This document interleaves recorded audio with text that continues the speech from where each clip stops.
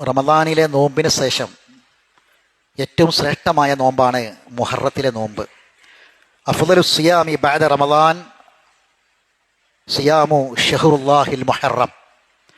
റമദാനിലെ നോമ്പിന് ശേഷം പിന്നീട് ഏറ്റവും ശ്രേഷ്ഠമായ നോമ്പ് അള്ളാഹുവിൻ്റെ മാസമായ മുഹറമിലെ നോമ്പാണ്. റസൂൽ പറയാണ്, കഴിഞ്ഞൊരു വർഷത്തെ പാപങ്ങൾ അതും നിമിത്തം അള്ളാഹു തആല വിട്ടുതരും, മാപ്പാക്കി തരും, മായ്ച്ചു തരും എന്ന് ഞാൻ പ്രതീക്ഷിക്കുന്നു എന്ന് റസൂലുള്ളാഹി പറഞ്ഞ നോമ്പാണ്. ഇത്രയും പുണ്യമുള്ള നോമ്പ് നബി സല്ലല്ലാഹു അലൈഹി വസല്ലമയുടെ സുന്നത്ത് പ്രകാരമായിരിക്കണം ചെയ്യേണ്ടത്. സുന്നത്ത് പ്രകാരം അനുഷ്ഠിക്കുമ്പോൾ മാത്രമേ ഈ പുണ്യം, ഈ പ്രതിഫലം നമുക്ക് ലഭിക്കുകയുള്ളൂ. ഏതൊരു ഇസ്ലാമികമായ ഇബാദത്തുകൾക്കും ചില നിബന്ധനകൾ വെച്ചിട്ടുണ്ട്. ഇപ്പോൾ നോമ്പ് പോലെയുള്ള ഇബാദത്തുകൾക്ക് മാസം അത് പ്രധാനമാണ്, മാസപ്പിറവി പ്രധാനമാണ്. മാസപ്പിറവി എന്ന് പറയുന്നത് പിറവി അത് കണ്ണുകൊണ്ട് കാണണമെന്ന് റസൂലുള്ളാഹി സ്വല്ലല്ലാഹു അലൈഹി വസല്ലം പഠിപ്പിച്ചിട്ടുണ്ട്. അതിലാർക്കും സംശയമൊന്നുമില്ല. പക്ഷെ എന്നാലും ഇങ്ങനെയല്ലേ എന്ന് ചില ആൾക്കാർ ഉപാധി പറയുന്നു എന്ന് മാത്രം. കണ്ണുകൊണ്ട് കാണണം. കണ്ടതിൻ്റെ അടിസ്ഥാനത്തിലാണ് നമ്മൾ ചെയ്യേണ്ടത്. ഇപ്പം നമ്മൾ പെരുന്നാൾ ആഘോഷിച്ചത് ദുൽഹജ്ജ് 10-നാണ്. ദുൽഹജ്ജ് 10 ജൂൺ 7 ശനിയാഴ്ചയായിരുന്നു. ജൂൺ മാസം 7-ാം തീയതി ശനിയാഴ്ചയായിരുന്നു ദുൽഹജ്ജ് 10.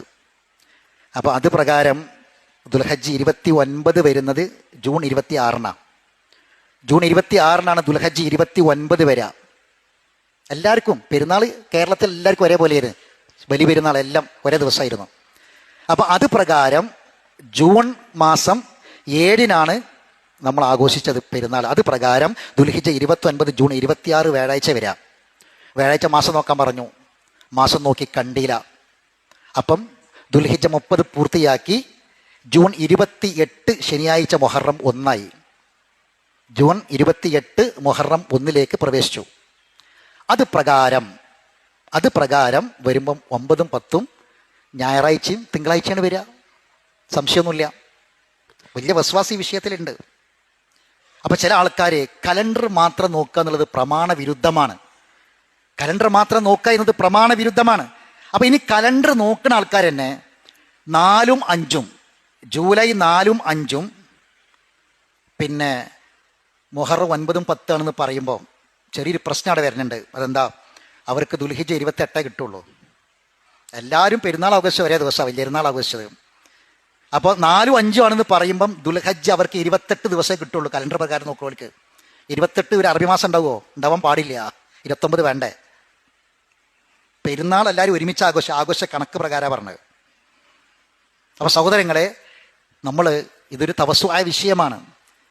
റസൂലുള്ളാഹി വളരെ ഗൗരവത്തോടു കൂടി മുഹറം മാസത്തിനെ നോക്കണമെന്ന് മുഹറം മാസത്തെ നോക്കലിന് പ്രത്യേകിച്ച് നിർദ്ദേശിച്ച ഹദീസുകൾ കാണാൻ സാധിക്കും. റസൂലുള്ളാഹിന്റെ മുഹറം മാസമായിട്ട് ബന്ധപ്പെട്ട്.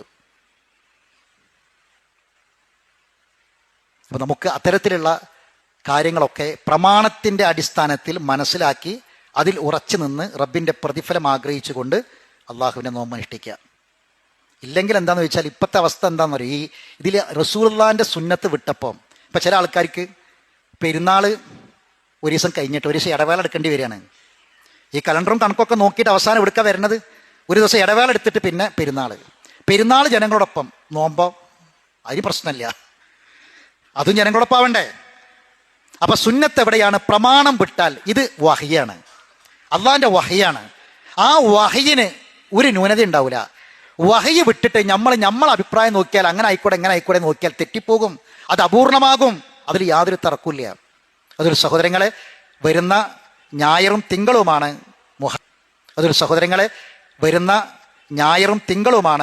മുഹറം 9, 10 അത് അനുഷ്ഠിക്കുക. മുഹറം 10 മാത്രം അനുഷ്ഠിക്കാം. പക്ഷേ റസൂലുള്ളാഹി പറഞ്ഞത് ജൂതന്മാരിൽ നിന്ന് വ്യത്യസ്തമാകാൻ ഞാൻ 9 കൂടി അനുഷ്ഠിക്കുന്ന റസൂൽ ജീവിച്ചിരുന്നിട്ടില്ല.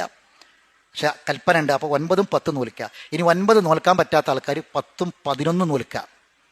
വ്യത്യസ്തമാകാൻ വേണ്ടി 10-ഉം 11-ഉം നോൽക്കുക. അതും സലഫുകളുടെ മാർഗത്തിൽ നമുക്ക് കാണാൻ കഴിയും. അല്ലാഹു സുബ്ഹാനഹു വ തആല അവൻ്റെ നിർദ്ദേശപ്രകാരം റസൂലിന്റെ സുന്നത്ത് പ്രകാരം അമലുകൾ ചെയ്യാൻ നമുക്ക് എല്ലാവർക്കും തൗഫീഖ് പ്രദാനം